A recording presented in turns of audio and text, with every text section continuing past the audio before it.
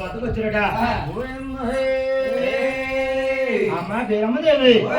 మమ్మల్ని కాకేంత కారణం ఏంటని అడిగట బాబు గోవింద రాజా మీరమ్మలు పుట్టి ఆయన కూడా పిల్లలు అయిపోయి ఎవరు భార్యల వాళ్ళతో కాపురం చేస్తున్నారు మీ చిన్నోడు తమ్ముడు వీళ్ళకి తమ్ముడు ఎరుగున్నాడు వీడొచ్చి తమ్ముడు ఎదురున్నాడు మీకులాగే తగిన కన్నీ చూసి ఇలా పెళ్లి చేస్తామని ఇలా గెక్క పెట్టమన్నారు అలాంటి గోవింద మహారాజు ఇలా అంటున్నట అమ్మ మీరమ్మదేవి సంబంధానికి వెళ్ళమంటే నా ఒక్కడి వల్ల పనులు నా వెనకాల 5 రంగము ఉన్నారు 5 రంగంలో కేకలేస్తామన్నారు చూసారా నాయన అలాంటి గోవింద మహారాజు ఇలా 5 రంగంలో కేకలేస్తున్నారు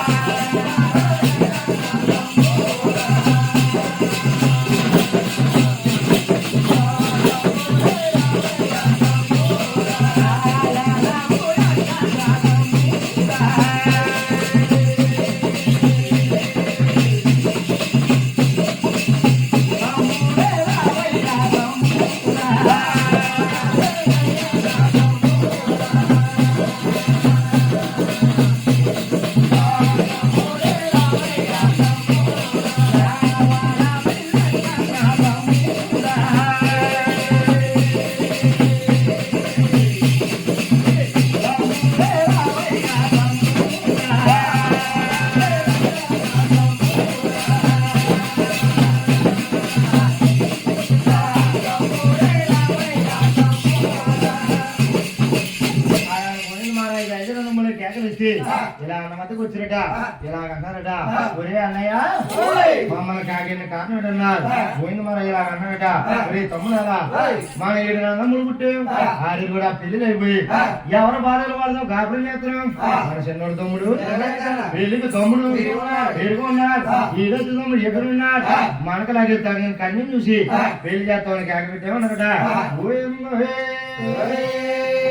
ఈ రాజులు సకరంగా ముస్తాలయ్యి కలిగరంలో వద్దకొచ్చారు అమ్మ పిరమ్మదేవి మేము సంబంధానికి వెళ్ళాలంటే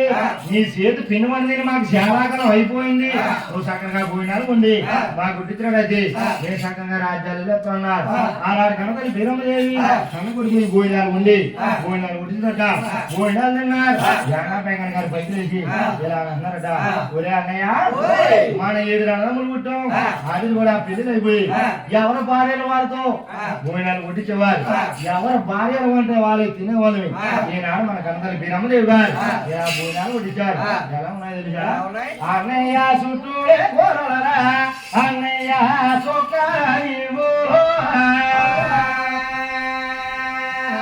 అన్నయ్య అన్నయ్య మధ్యనే అన్నో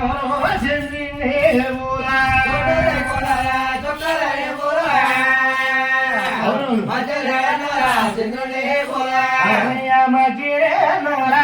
అన్నయ్య అన్నయ్య భోజేసి అయ్యో